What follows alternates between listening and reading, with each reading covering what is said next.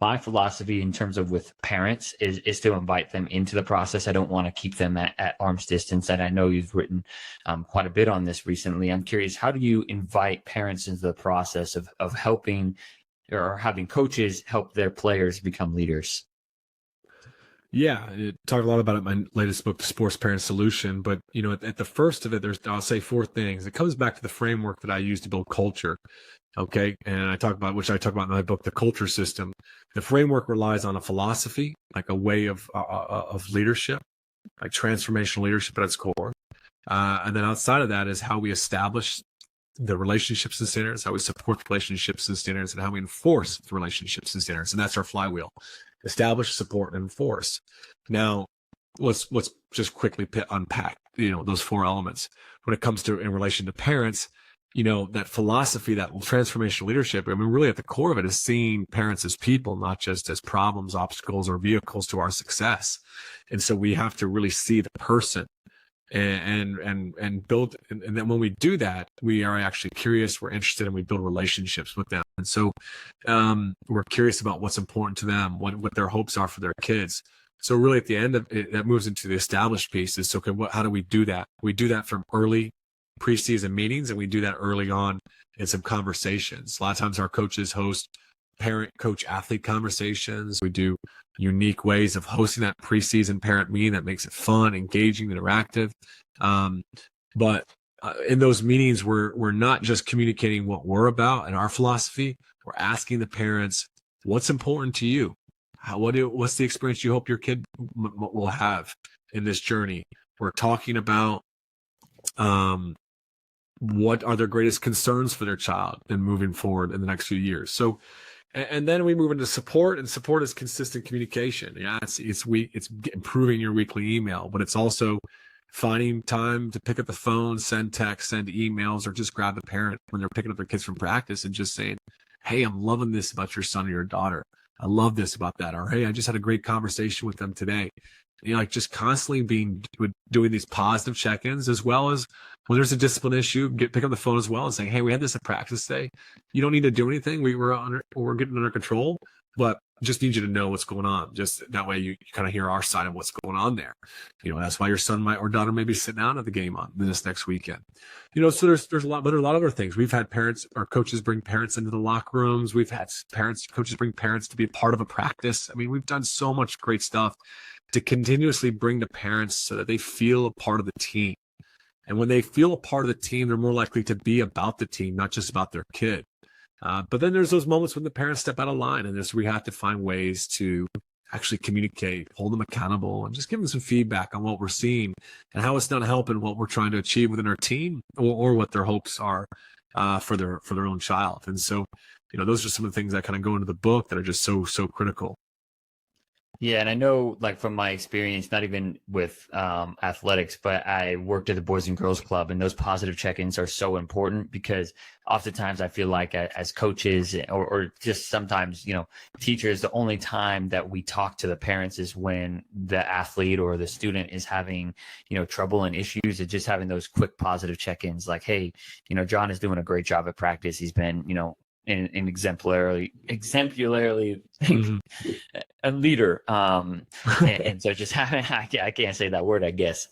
Just, recognizing that communication. And so those quick texts and, it's a lot of times, like when I have, certain conversations with parents, they're like, oh, thank you for keeping me informed. Like it's, they got so much else going on that, when they can get those updates, it feels great for them. So I think, those are some really, great tangible aspects for coaches to bring in parents and really, because parents are, one of the most influential people, if not the most influential people in our athletes' lives. So like when we can build that bridge and connect with them, like we can, further our impact.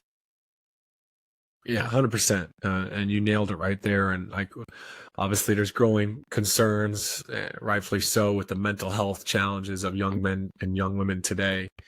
And it's like, man, if we want to have an impact as a coach, we need to be interacting with those parents. We need to be engaging with them for sure.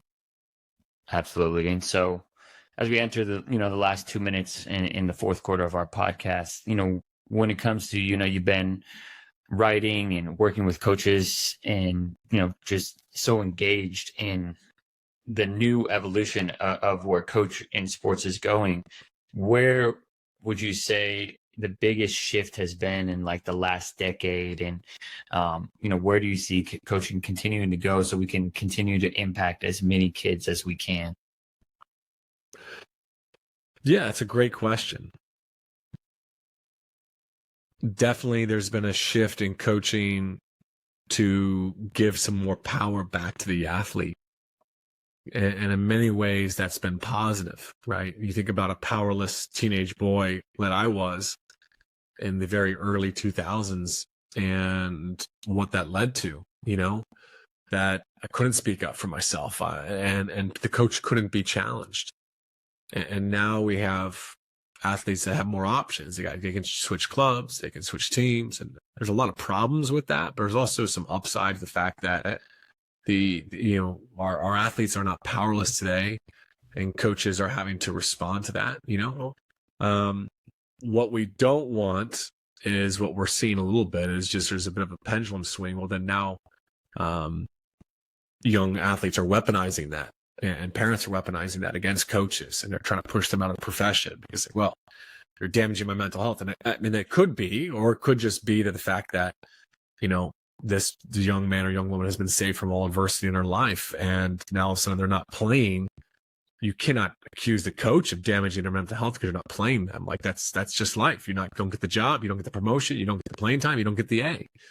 So I think, while there's a lot of power being given back to the athlete, my hope is that we can find the right balance where we all retain our own power and we all are invested in what we can do to create a great experience and also to compete, to perform, to play at high levels, And I think that's something that's really, really challenging, is to find that right balance. I think what we're seeing in all the work I do with teams is that athletes really value the experience, the social connections, which is great.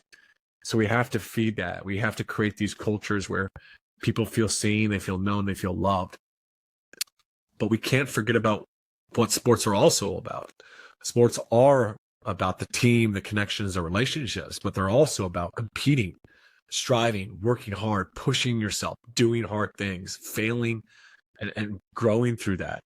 And so there needs to be a hard element to sports. And so I think that it's the way forward is really trying to find the right balance between all that dynamic, for sure. Right. And that's the art of coaching, right? There's no, and you can't read a book and have the science and be like, I'm going to do it this way and this way. And each team is going to be different. And I think, that is the challenge of coaching, especially in this generation.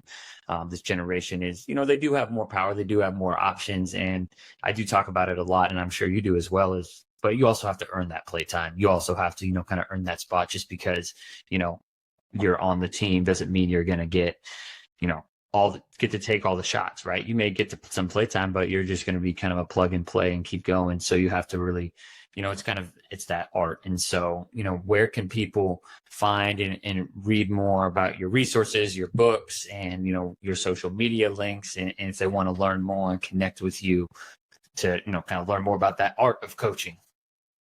Yeah, absolutely. I mean, I highly recommend check out my book, The Culture System. It's on Amazon, Audible, right? It's going to walk you through how to build culture. The follow-up to that is The Sports Parent Solution. Just came out in November of 2023. And that's really about, just it's a much smaller book, but it's about how to apply the culture system when it comes to parents, because they're such a challenge, and it's really about how to turn that challenge, that obstacle, into an ally. Okay. So those are two things. If you're into books, if you're into podcasts, you can check out the Coaching Culture Podcast. It's all culture, just real practical stuff there. If you like the online learning, we've got phenomenal courses. We got a playing time system course all about addressing how do you address the playing time issues and